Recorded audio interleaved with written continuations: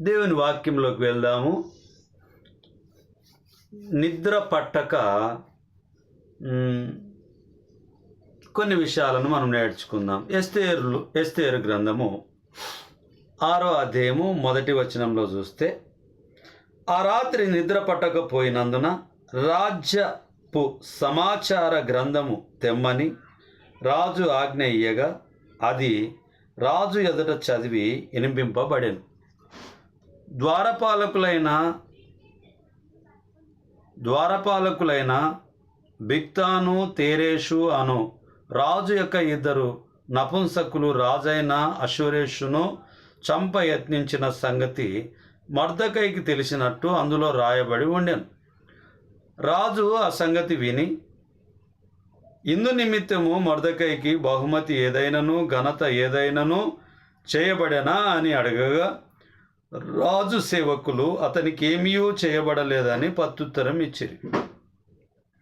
అప్పుడు ఆవరణంలో ఎవరో ఉన్నారని రాజు చెప్పాను. అప్పటికి హామాను తాను చేయించిన ఉరికొయ్య మీద మొర్దెకైని ఉరి తీయింప సెలవిమ్మని రాజుతో మనవి చేయుటకై రాజనగరి యొక్క ఆవరణంలోకి వచ్చి ఉండెను. రాజసేవకులు, ఏలినవాడా చిత్తగించుము, హామాను ఆవరణంలో నిలబడి ఉన్నాడని రాజుతో చెప్పగా, రాజు అతన్ని రానీయుడని సెలవిచ్చినందున హామాను లోపలికి వచ్చాను. ఇక్కడ ప్రియులారా, ఆలోచన మనం చేసినప్పుడు ఇక్కడ రాజ్యభారంతో నిద్ర పట్టలేదు. ఎవరికి అనంటే మొర్దెకైకి నిద్ర పట్టలేదు అనేటటువంటిది మనం జ్ఞాపకం ఉంచుకుంటున్నాం. ఈయనకు నిద్ర పట్టకపోవడానికి గల కారణం ఏమిటి అనంటే, రాజును చంపాలనేటటువంటి ఉద్దేశము అందులో రాయబడి ఉన్నది కాబట్టి అది జరగకూడదు అనేటటువంటి ఉద్దేశము మొర్దెకై గారు చదివి వినిపించడానికి, దేవుని యొక్క ప్రణాళిక కొరకు, దేవుని చిత్తం కొరకు వెతకడానికి, రాజుకు నమ్మకంగా ఉండడానికి తన ప్రయత్నాన్ని తాను కొనసాగిస్తున్నాడు అనేటటువంటిది ఇక్కడ మనకు జ్ఞాపకం వస్తుంది. నిద్ర పట్టపోవడానికి గల కారణం ఏంటంటే, ఇక్కడ రాజ్యం గురించి, రాజు గురించి భారం కలిగినటువంటి వ్యక్తిగా మొర్దెకైని మనం చూస్తూ ఉంటున్నాం. ఏబు గ్రంథము 7వ అధ్యాయము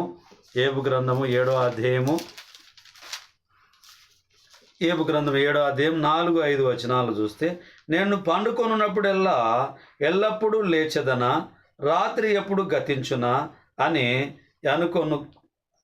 అనుకొనుందును, తెల్లవారు వరకు ఇటు అటు పొర్లుచు ఆయాసపడుదును. నా దేహము పురుగులతోనూ మట్టి పిల్లలతోనూ కప్పబడి ఉన్నది.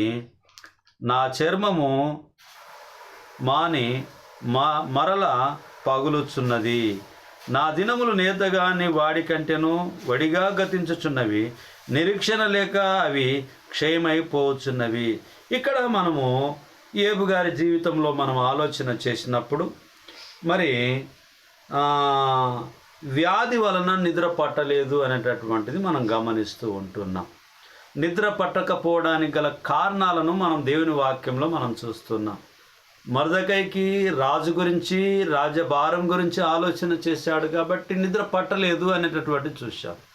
ఏబు గారికి వ్యాధి గురించి, వ్యాధిలో ఉన్నటువంటి భారము, అలాగునే ఆ పురుగులు, ఆ మట్టి పెక్కులు తీసుకొని అతన్ని గోక్కోవడము, నిద్ర పట్టకపోవడానికి వ్యాధి కారణమైందని మనం చూస్తూ ఉన్నాం. ప్రసంగి 5వ అధ్యాయాన్ని చూద్దాం. ప్రసంగి 5వ అధ్యాయము 12వ వచనాన్ని మనం చూద్దాం ప్రియులారా. 5:12 కష్టజీవులు కొద్దిగా తినినను ఎక్కువగా తినినను సుఖనిద్ర నొందుదురు, అయితే ఐశ్వర్యవంతులకు తమ ధన సమృద్ధి చేత నిద్ర పట్టదు. సామాన్యమైనటువంటి ప్రజలు కొద్దిగా భుజించినను ఎక్కువ భుజించినను నిద్ర మాత్రం వారికి సమృద్ధిగా వస్తుంది అనేటటువంటిది జ్ఞాపకం చేస్తుంది. ఐశ్వర్యవంతునికి ధన సమృద్ధి చేత నిద్ర పట్టదు. ఎవరికైతే ఐశ్వర్యం కలిగి ఉన్నటువంటి వారికి నిద్ర పట్టదు అని చెప్పి మనం జ్ఞాపకం చేసుకుంటున్నాం. 12వ అధ్యాయము 4వ వచనాన్ని మనం చూద్దాం. ప్రసంగి 12:4 తిరుగంటి రాళ్ళ ధ్వని తగ్గిపోవును, వీధి తలుపులు మూయబడును, పిట్ట యొక్క కూతకు ఒకడు లేచును, సంగీతమును చేయు స్త్రీలు, నాదము చేయు వారందరూ నిశ్శబ్దంగా ఉంచబడుదురు. ఎత్తు చోటులకు భయపడుదురు, మార్గముల యందు భయంకరమైనవని కనబడును. బాదము వృక్షము పువ్వులు పూయును, మిడత బరువుగా ఉండును,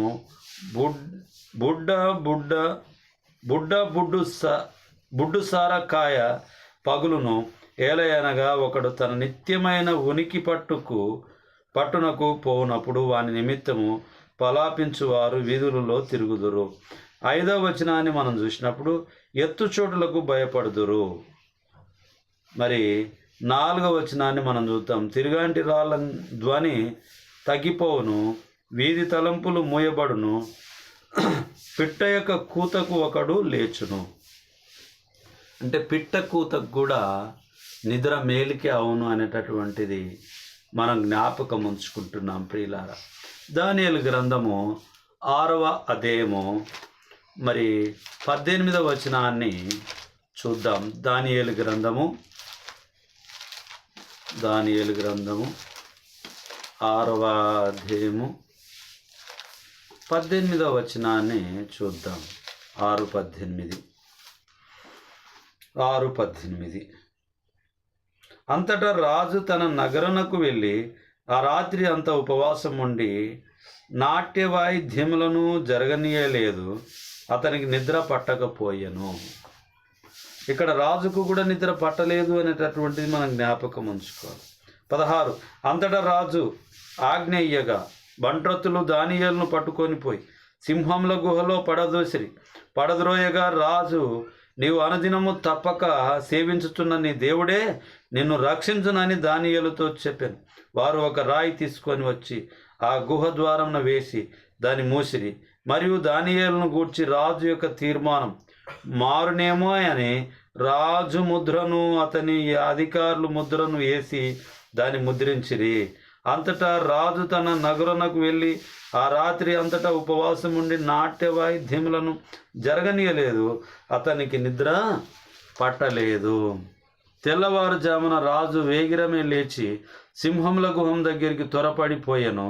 అతడు గుహం దగ్గరికి రాగానే దుఃఖ స్వరముతో దానియేలును పిలిచి, జీవము గల దేవుని సేవకుడవైన దానియేలు, నిత్యము నీవు సేవించుతున్న నీ దేవుడు నిన్ను రక్షింపగలిగేనా అని అతన్ని అడిగాను. అందుకు దానియేలు, రాజు చిరకాలము జీవించును గాక, నేను నా దేవుని దృష్టికి నిర్దోషినిగా కనబడితిని గనక ఆయన తన దూతను నంపించి సింహములు నాకు ఏ హాని చేయకుండా వాటి నోళ్ళు మూయించెను.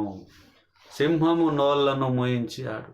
రాజు మాట అయితే ఇచ్చాడు, దానియేలును సింహపు బోనులో వేయమని చెప్పాడు, కానీ రాజుకు నిద్ర పట్టలేదు అనేటటువంటిది జ్ఞాపకం ఉంచుకోవాలి.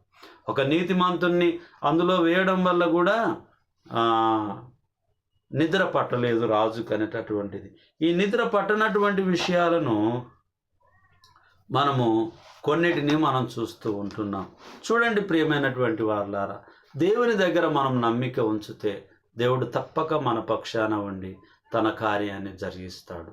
మనం కూడా ఈ లోకాన్ని వదిలిపెట్టి నిద్ర కావచ్చు, శాశ్వతమైన నిద్ర కావచ్చు, తాత్కాలికమైన నిద్ర కావచ్చు, ఆయాసకరమైన నిద్ర కావచ్చు, వ్యాధితో నిండుకొని నిద్ర రాకపోయి ఉండొచ్చు, వృద్ధాప్యంలో నిద్ర రాకపోయి ఉండొచ్చు.